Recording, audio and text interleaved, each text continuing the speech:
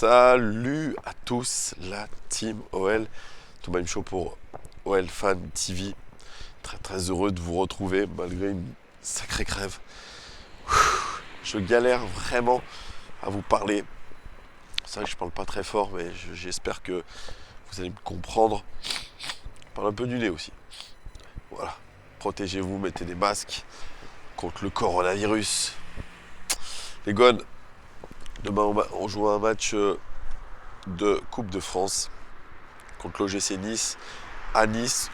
Double confrontation puisqu'on se redéplacera en championnat à Nice dimanche.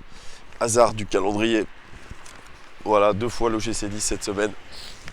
Avec forcément l'ambition de se qualifier pour cette Coupe de France parce que ça fait longtemps qu'on n'a pas été loin en Coupe de France et qu'on n'a pas gagné en Coupe de France. La dernière victoire remonte à 2012.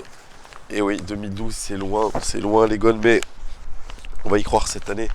L'OGC Nice, c'est une équipe moyenne de ce championnat, mais en tout cas qui est en véritable progression. Équipe actuellement entraînée par Patrick Vieira, 12e de Ligue 1 avec 29 points. Il devrait être 12e aussi avec les expected points, avec 27 points, soit 2 points de moins. Au niveau des buts marqués, 4e attaque de Ligue 1 avec 30 buts. Ils auraient dû en marquer 28. Vous voyez, ils sont plutôt cohérents avec la qualité de leurs occasions. Au niveau des buts encaissés, ils en ont encaissé 29. Ils auraient dû en encaisser 28. Là aussi, ils sont cohérents défensivement. Au niveau de l'indice de pressing, 10,72. Le PSG, c'est le meilleur pressing de Ligue 1 avec 7. Ils sont à peu près dans la moyenne, un peu comme nous. Au niveau des meilleurs buteurs, William Cyprien, 7 buts. Kasper Dolberg, 6 buts. Doué des meilleurs passeurs. Pierre Lesmelou, 5 passes décisives. Et William Cyprien, 3 passes décisives. Au niveau des expected goals par 90 minutes additionnés au expected assist par 90 minutes, on retrouve Cyprien à 0,49 et Dolberg à 0,44. Attention à ces deux joueurs-là qui sont les principales menaces offensives. Dernier match, un partout contre Rennes en championnat. Ils ont évolué en 4-3-3, mais c'est plutôt dans les faits un 4-4-1-1 avec la titularisation de Danilo, le défenseur dans l'axe en tant que libéraux. Il est aux côtés de Dante, le Brésilien. Et vraiment la vraie révolution un petit peu, si je puis dire, pour Patrick Vieira, c'est que Danilo, il évolue dans ce côté un petit peu libéraux à l'ancienne. C'est-à-dire capable d'aller se projeter au milieu de terrain et apporter le surnombre au milieu de terrain. Ça, il faudra en tenir compte. Et les milieux, notamment comme Mizian, Adamounas, il faudra se méfier aussi parce que ce sont des deux joueurs de côté. Mizian, qu'on connaît bien à l'Olympique Lyonnais, et Adamounas, ils adorent permuter sur leur côté très régulièrement. Ils échangent. D'ailleurs, ce côté Mizian, ce côté droit, Mizian Lesmelo et Alexis Claude Maurice, a été très très efficace contre Rennes. Vieira, lui, vise vraiment un surnombre au milieu de terrain, notamment en utilisant un contre-pressing impeccable. Ça, c'est intéressant aussi, le contre-pressing que vont faire les Niçois, capables de récupérer la balle au bout de 4 secondes, c'est ça. Vous perdez la balle, vous avez 4 secondes pour la récupérer. Le contre-pressing, il est impeccable à la perte, comme je vous disais. Le seul point noir de Nice, c'est véritablement son efficacité. Ils se sont créés beaucoup d'occasions contre Rennes et ça n'a pas marché, malheureusement. Ils ont marqué qu'un but. Nous, on va devoir trouver le moyen de gérer Danilo vraiment et étendre au maximum le bloc niçois pour se créer de l'espace, notamment avec la montée de nos latéraux. Nous ne sommes plus sous Silvinho. Nous sommes aujourd'hui sous Rudy Garcia et les latéraux montent fort heureusement. Peut-être aussi faire décrocher un de nos joueurs pour qu'il aide à la création du jeu par l'arrière. Peut-être un Oussem Aouar, ça peut être intéressant. Nice, comme je vous l'ai dit, ils sont à 3 points des places européennes. C'est une équipe qui est en constante progression.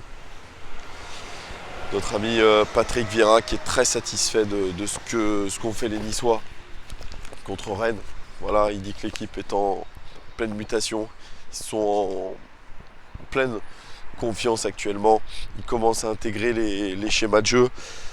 Une équipe de Nice qui a été rachetée par Ineos, un groupe anglais, et qui aujourd'hui tâtonne, mais voilà, progresse. Et on peut le dire, je pense que sur cette seconde moitié de saison, eh bien, il y aura une vraie évolution pour les Niçois. Je pense qu'ils vont remonter au classement, ils ne sont pas très loin.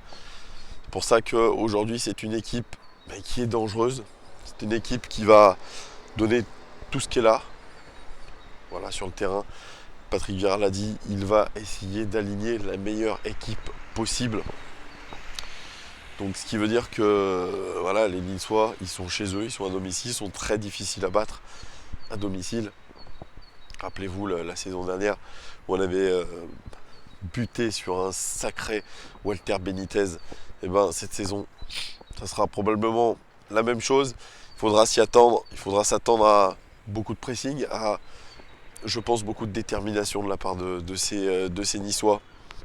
Nous, de notre côté, eh bien, on aura une équipe qui joue tous les 3 jours, ce qui n'est pas le cas de Nice. Une équipe qui va essayer aussi de donner le maximum.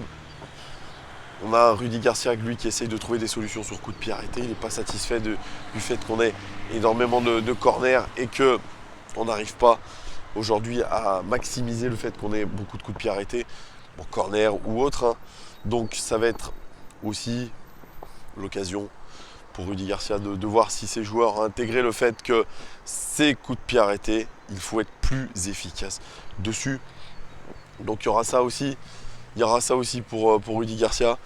Après, comme nous, on joue tous les 3 jours, il va falloir composer une équipe pour bien préparer cette Coupe de France et ensuite être au maximum performant pour le championnat.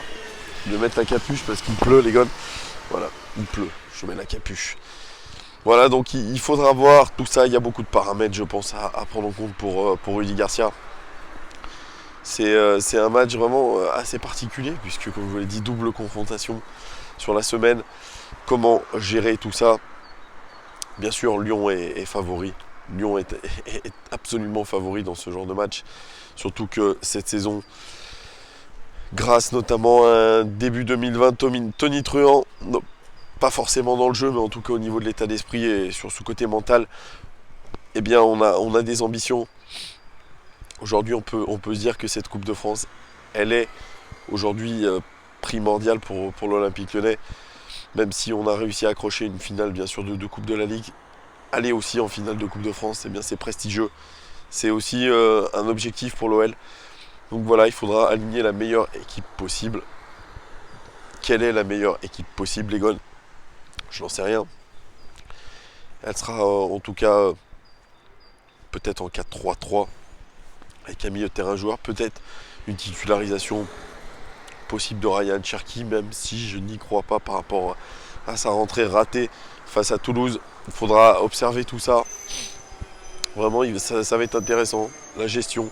On sait que Rudy Garcia, lui, eh bien, il est très fort là-dedans, dans cette gestion des hommes, dans cette gestion de l'effectif. Ça, on ne peut pas le remettre en cause par rapport à ça. Il est très bon dans ce qu'il fait, dans cette gestion de l'effectif. Malgré tout, c'est vrai qu'on a eu beaucoup de blessures, ça c'est vrai. C'est vrai, notamment ces blessures au croisé de joueurs d'ailleurs. Ada Ederberg, la Norvégienne, elle aussi victime d'une blessure au ligament croisé. C'est absolument lunaire ce qui se passe à l'OL au niveau des ligaments croisés. Je ne sais pas si c'est la loi des séries, enfin bref, je souhaite en tout cas un prompt rétablissement à Ada Ederberg. Parce que ça aussi, ça fait mal, hein, c'est clair et net. Hein. Ça met encore un coup d'arrêt. Il va falloir vraiment se pencher sur cette question des blessures. Voilà ce que je pouvais vous dire sur le match contre Nice. Désolé de ne pas avoir été extrêmement complet, mais quand même j'ai essayé de faire cette vidéo comme je pouvais. J'espère que vous m'avez entendu et voilà. Parce que c'est pas très facile quand vous n'avez pas de voix de faire une vidéo. Mon pronostic pour demain, je vois une qualification de l'Olympique Lyonnais, mais pas de clean sheet. Oui, parce que Rudy Garcia insiste sur le fait que, eh bien, on devrait faire beaucoup plus de clean sheet. Voilà, moi je vois pas de clean sheet, je vois une victoire. 2-1 de l'Olympique Lyonnais, but de Oussem Aouar et but de Moussa Dembélé. Voilà les gars, je vous dis à très très vite. Donnez-moi en commentaire votre avis sur cette équipe de Nice. Et puis, comme d'hab, donnez-moi votre pronostic les gars. Je vous dis à très bientôt. J'espère que je vais me remettre de tout ça parce que c'est un peu compliqué de faire des vidéos quand on n'a pas de voix. Ciao, ciao, ciao, ciao, ciao, ciao, ciao.